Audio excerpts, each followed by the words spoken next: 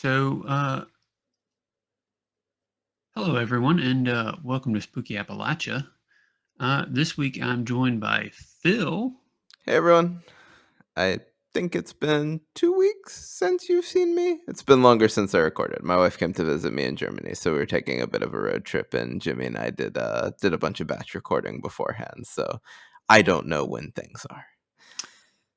So the last two, Best Virginian and Courtney from Haunt's podcast helped record. So big thanks to them for Yeah, pitching in and thank you helping all. out. Um, this week we've got a story from another content creator, LeBron Fett, who does a Star Wars and Power Rangers channel. Both cool things, like them both. Yeah, and he had a possible sighting of green eyes from the Chickamauga Chickamauga, I think, according to the YouTube video I just watched to learn how to pronounce it.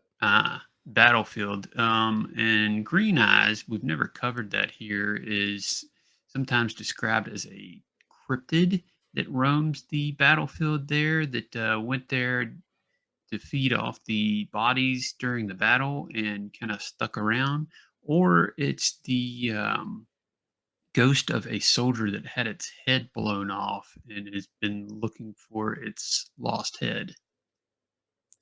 When I was in middle school around 2001, my grandmother took me to the Chickamauga battlefield in Tennessee. We did it all the time when I was a kid. I actually still like to do it. She took me to go see the battlefield and check out the caves in the battlefield and stuff. We always liked going to look at them. I had been really upset that day because my parents had gotten divorced not too long ago, and I was still kind of sad about it. My grandma had always told me that green eyes is attracted to sad stuff. We were walking, and you always see stuff in the tree line when you walk around the Chickamauga battlefield long enough. But we got to the dried up creek. We were going to look at the caves around there. When we got to the dried up creek, we could see something kind of moving towards the tree line. It looked kind of skinny, but looked like it was made out of hay and had glowing green eyes. I'll never forget the eyes. They were like two lightning bugs. It looked up, looked at us, and then kind of just disappeared further into the forest. My grandmother told me we need to get out of here. So we went back to the car and left. It still kind of scares me sometimes, being out in the woods, especially when it starts to get dark, because I know that's when green eyes will come out. Wow. Um, Big thanks to LeBron for sending this in. Yeah, thank you. I don't know a ton about green eyes myself, but it sounds like it'd be a good topic for a story on here Yeah, to do a dive into it. sounds fairly local. I wonder how much connection there is between like all of those kind of like corpse eating type things, because it sort The of sounds like the ghouls from The Witcher, which I guess those aren't like, I guess those are just normal ghouls.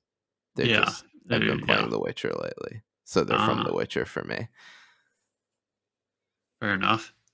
But yeah, no, it sounds like that. Just like attracted to death, and I Mhm. guess necrophages would be the term they teach at Caramoran. Yeah, Oh, no, possibly. yeah, that's cool that that it seemed like their grandma kind of knew what it was too, right? Yeah, Like they, that yeah, stuff kinda gets passed down from the generations, it's maybe the grandmother's,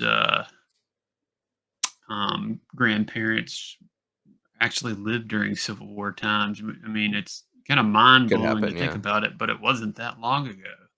yeah, 160 years at this point. Yeah, that's totally reasonable. Yeah, that's wild. And yeah, Yeah. to think, yeah, and especially for like oral history, that's not that long.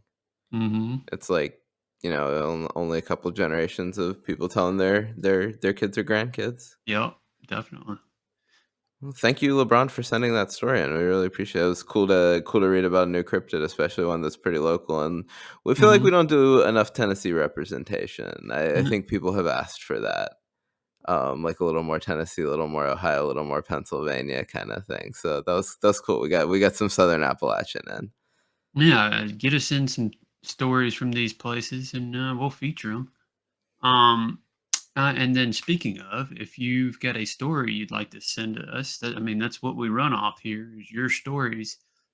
You can send it in via our Google form that's linked in the description or on our link tree if you're listening from the podcast.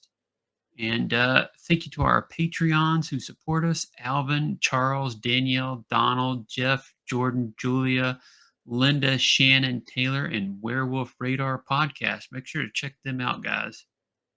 Thank y'all. See you next time. Thanks.